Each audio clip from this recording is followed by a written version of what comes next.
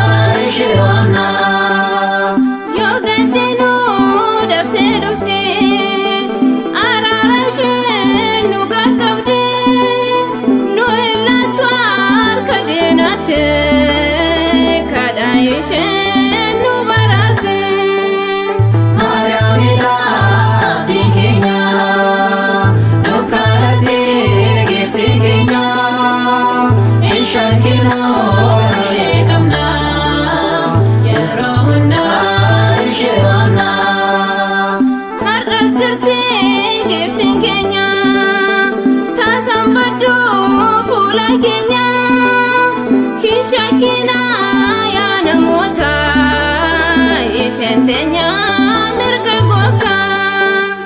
Mariyaamidha diinkeenya nuuf kadhattee geefte keenya hin shakkinu ishee qabna yeroo hundaa ishee waamna.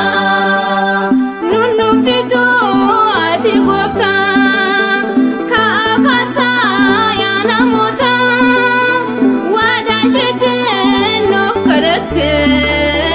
Fuula gooftaas nuuf dhaabbate.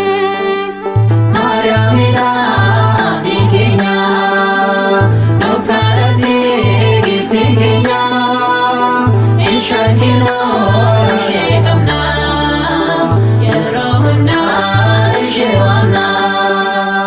Har'a sirtee geefte keenya taasaan badduu fuula keenya.